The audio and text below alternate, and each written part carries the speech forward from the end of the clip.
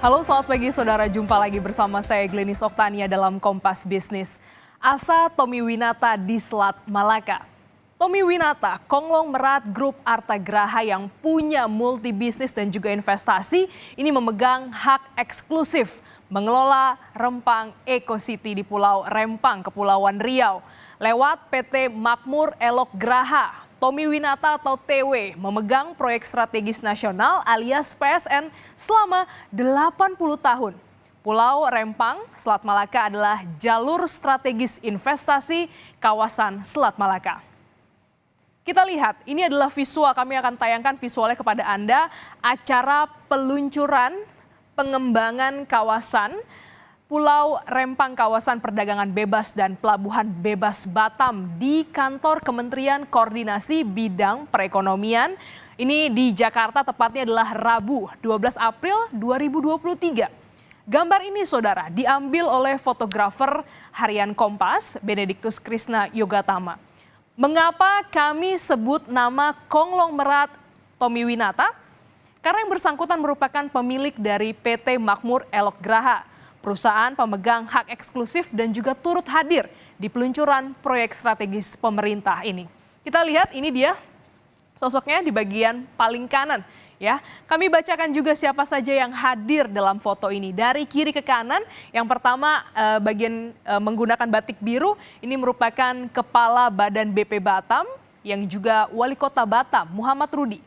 Berikutnya, Gubernur Kepulauan Riau, Ansar Ahmad. Yang ketiga adalah Menteri Koordinator Bidang Perekonomian Erlangga Hartarto, Wakil Menteri Agraria dan Tata Ruang Bidang atau Badan Pertanahan Nasional, Raja Juli Antoni, staf ahli Menko Perekonomian Ellen Setiadi dan juga pemilik perusahaan pengembang wilayah PT Makmur Elok Graha atau MEG, Tommy Winata. Kita lihat ada asa sekitar 80 tahun Rempang Eco City.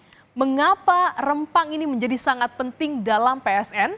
Ini dikarenakan saudara adalah letaknya ya yang berada di Selat Malaka. Selat Malaka merupakan jalur laut timur barat terpendek dibanding jalur perairan lainnya. Jadi ekspor impor barang lewat perairan akan menggunakan jalur ini. Dan kapan proyek ini digagas? Sebenarnya sudah lama, lebih dari 18 tahun yang lalu. Ini artinya saudara bukan proyek baru. Tepatnya sekitar 2004 lalu perusahaan TW yaitu Makmur Elok Graha bekerja sama dengan Badan Pengusahaan atau BP Batam milik pemerintah Kota Batam. Makmur Elok adalah perusahaan pengembang wilayah. Lewat kerjasama dan juga letak strategis inilah muncul ide bisnis dan menargetkan investasi dengan senilai kurang lebih adalah 381 triliun rupiah. Investasi ini juga saudara diharapkan bisa menyedot sebanyak kurang lebih tenaga kerja adalah 306 orang. Dan juga setidaknya 50% pulau akan dibangun sebagai kawasan industri. Namun asa Tommy Winata mengembangkan wilayah barat Indonesia sebagai gerbang investasi dihadapkan konflik warga yang enggan digusur. Lantas pertanyaannya, apakah Tommy Winata cukup berpengalaman mengelola bisnis? Tommy Winata merupakan pemilik grup Artagraha atau Artagraha Network. Kalau kami buka di website graha.net ya, ini ada 4 core bisnis, yaitu sektor pertama adalah telekomunikasi, ya, keuangan di mana Tommy Winata ini menjabat sebagai wakil komisaris Bank Artagraha. Selanjutnya adalah dan juga nama Tommy Winata ini tercantum di bursa. Lalu Artagraha juga mengelola sektor industri. Di dalamnya sedikit disebut tentang Bandara Kertajati, ada juga stasiun kereta cepat Jakarta-Bandung di Kerawang, Jawa Barat, dan terakhir adalah di bidang properti. Mungkin bagi Anda yang bekerja di Jakarta kenal dengan kawasan bisnis CBD Sudirman.